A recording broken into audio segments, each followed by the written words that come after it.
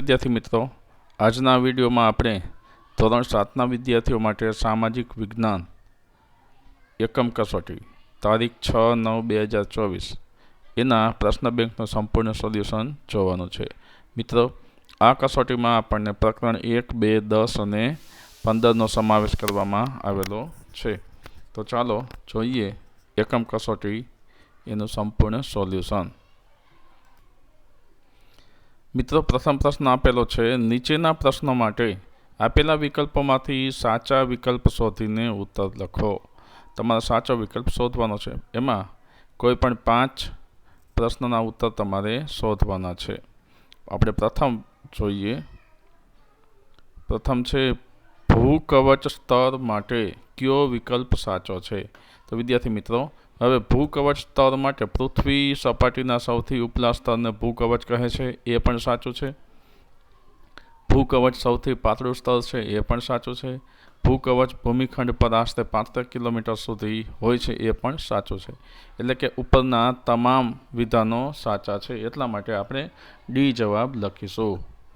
ત્યારબાદ બીજો પ્રશ્ન છે, પૃથ્વી સપાટીનું ઉપલું સ્તર મુખ્યત્વે કયા ખનિજ તત્વનું બનેલું છે? તો એનો ઉત્તર આવે છે બી, સિલિકા અને એલ્યુમિના. હવે આપણે ત્રીજો પ્રશ્ન જોઈએ. નીચેના વિધાનો પૈકી કયું વિધાન મેન્ટલ સ્તરની સાચી ઓળખ આપે છે? તો એમાં આવે છે એ અને બી બંને સાચા છે. એ એટલે કે મેન્ટલ સ્તર 2900 કિલોમીટર ઊંડાઈ સુધી ફેલાયેલું છે અને બી છે મેન્ટલ સ્તરની ત્રિજ્યા 53,300 કિલોમીટર જેટલી છે. એટલે કે એ અને બી બંને સાચા છે. ચોથો પ્રશ્ન છે, આંતરિક ભૂગર્ભ શાનું બનેલું છે? એનો ઉત્તર છે આંતરિક ભૂગર્ભ નિકલ અને ફેરસનું બનેલું છે. હવે આપણે 5મો પ્રશ્ન જોઈએ. અગ્નિકૃત ખડક માટે કયો વિકલ્પ સાચો છે? તો અગ્નિકૃત ખડક માટેનો બી વિકલ્પ છે, ગરમ મેઘમાં ઠંડો થઈ નક્કર થાય તેને અગ્નિકૃત ખડક કહે છે. આ જવાબ આમાં આવશે. છઠ્ઠું છે, કયા ખડકની રચના લાવાથી થાય છે? તો એમાં છે સી, અગ્નિકૃત ખડક. 7મું છે, કયા ખડકોમાં વનસ્પતિ, પ્રાણી અને સૂક્ષ્મ જીવાણુઓ જોવા મળે છે? તેનો સાચો જવાબ છે સી, જળકૃત ખડકો. ત્યારબાદ 8મું જોઈએ, રૂપાંતરિત ખડકોના ઉદાહરણ જણાવો. તો એમાં ચીકણી માટી, ચૂનાનો પથ્થર, સ્લેટ એ બધા જ રૂપાંતરિત ખડકોના ઉદાહરણો છે. એટલે કે ડી ઉપરના તમામ. 9મો પ્રશ્ન છે, ખનિજ માટે નીચેના પૈકી કયું વિધાન યોગ્ય છે? તો એમાં એ અને સી બંને સાચા છે. એટલે કે જેમાં નિશ્ચિત ભૌતિક ગુણધર્મો હોય છે અને જેમાં નિશ્ચિત રાસાયણિક મિશ્રિત છે. તો આ એ અને સી બંને સાચા છે. ત્યારબાદ 10મું, નક્કર ખડકો આપણને કઈ રીતે ઉપયોગી છે? તો નક્કર ખડકો આપણને સડક બનાવવા ઉપયોગી છે, મકાન બનાવવા ઉપયોગી છે, ઇમારતો બનાવવા માટે પણ ઉપયોગી છે. એટલે કે ડી ઉપરના તમામ. એ જવાબ આવશે. ત્યારબાદ હવે આપણે 11મો પ્રશ્ન જોઈએ. ઘંટીમાં અનાજ, દાણા કે મસાલાને પીસવા માટે વપરાતા પથ્થર કયા ખડકમાંથી બનેલા હોય છે? તેનો જવાબ છે અગ્નિકૃત ખડક. 12મું છે, આંતરિક બળ ક્યારેક આકસ્મિક ગતિ પેદા કરે છે ત્યારે શું થાય છે? તેનો જવાબ છે ભૂકંપ અને જ્વાળામુખીની ઘટના બને છે. 13મું છે, પરંપરાગત રીતે ભૂકંપની સંભાવનાનું અનુમાન કેવી રીતે કરવામાં આવે છે? તો એમાં આવે છે સરીસૃપોનું પૃથ્વી પર આવવું, તળાવની માછલીઓની તીવ્ર હેરફેર, પ્રાણીઓના વર્તનનો અભ્યાસ. એટલે કે આ ત્રણેના દ્વારા ભૂકંપની સંભાવનાનું અનુમાન કરવામાં આવે છે. એટલે ઉપરના ત્રણેય વિધાન સાચા છે. એ જવાબ આવશે. ચોથું છે, કયા ઘટકોને કારણે ઘસારણની પ્રક્રિયા થાય છે? તેમાં આવે છે જળ, પવન અને હિમના કારણે ઘસારણની પ્રક્રિયા થાય છે. 15મું છે, જળ પ્રપાત કે જળ ધોધ કોને કહે છે? તો એનો ઉત્તર આ પ્રમાણે બનશે. બી વિકલ્પ આવે છે, નદી ખડક પરથી ઢોળાવવાળી ખીણ કે નીચાણવાળી ભૂમિ પર પડે તેને જળ ધોધ કહે છે.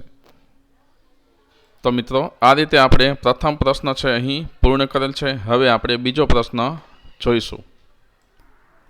પ્રશ્ન બીજો, નીચેના પ્રશ્નોના 1-2 વાક્યોમાં જવાબ આપો, ગમે તે 5. તમારે કોઈ પણ 5 પ્રશ્નોના જવાબ 1 કે 2 વાક્યમાં આપવાના છે. પ્રથમ પ્રશ્ન છે, ભદ્રાવતી કયા સ્થળનું પૌરાણિક નામ છે? ઉત્તર આવે છે ભદ્રાવતી કચ્છનું પૌરાણિક નામ છે.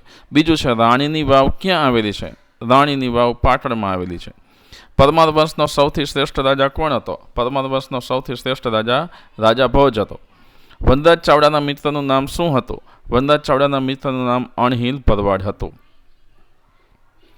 ત્યારબાદ 5મો પ્રશ્ન જુઓ, વનરાજ ચાવડાએ કયા નગરની સ્થાપના કરી હતી? તો આપણે લખી શકીએ વનરાજ ચાવડાએ અણહિલવાડ પાટણ નગરની સ્થાપના કરી હતી. છઠ્ઠો છે, 8મી સદીના મધ્યભાગમાં બંગાળમાં કયા વંશનું શાસન હતું? ઉત્તર છે 8મી સદીના મધ્યભાગમાં બંગાળમાં પાલ વંશનું શાસન હતું. 7મું છે, પાલ વંશનો સ્થાપક કયો રાજવી હતો? ઉત્તર છે પાલ વંશનો સ્થાપક ગોપાલ નામનો રાજવી હતો. ચેર રાજ્યનું બીજું નામ શું હતું? એવો 8મો પ્રશ્ન છે. એનો ઉત્તર છે ચેર રાજ્યનું બીજું નામ કેરળ અથવા મલયાલમ હતું. 9મો પ્રશ્ન જુઓ, રાજપૂત યુગમાં રાજાનું પદ કેવા પ્રકારનું હતું? તો ઉત્તર આવે છે રાજપૂત યુગમાં રાજાનું પદ વંશ પરંપરાગત પ્રકારનું હતું. 10મો પ્રશ્ન, કલિકાલ સર્વજ્ઞ તરીકે કોણ ઓળખાય છે? ઉત્તર, કલિકાલ સર્વજ્ઞ તરીકે હેમચંદ્રાચાર્ય ઓળખાય છે. રાણીની વાવ કોણે બંધાવી હતી? એવા 11મા પ્રશ્નનો ઉત્તર છે રાણીની વાવ રાણી ઉદયમતીએ બંધાવી હતી. 12મું છે, ગોવિંદચંદ્ર ત્રીજો કયા વંશનો રાજા હતો? ગોવિંદચંદ્ર ત્રીજો રાષ્ટ્રકૂટ વંશનો રાજા હતો. 13મું છે, ધોળકામાં કયું તળાવ આવેલું છે? તેનો ઉત્તર છે ધોળકામાં મલાવ તળાવ આવેલું છે. હવે 14મો પ્રશ્ન જોઈએ, તરાઈના યુદ્ધને ભારતીય ઇતિહાસમાં કેમ સીમાચિહ્નરૂપ માનવામાં આવે છે? તેનો ઉત્તર છે તરાઈના યુદ્ધમાં પૃથ્વીરાજ ચૌહાણની શિહાબુદ્દીન ઘોરી સામે હાર થઈ અને દિલ્હીમાં મુસ્લિમ સત્તાનો ઉદય થયો, એટલા માટે તરાઈના યુદ્ધને ભારતીય ઇતિહાસમાં સીમાચિહ્નરૂપ માનવામાં આવે છે. 15મો પ્રશ્ન છે, પરમાર વંશની સ્થાપના કોણે કરી હતી? તેનો ઉત્તર છે પરમાર વંશની સ્થાપના ઈસવીસન 820માં કૃષ્ણરાજે કરી હતી.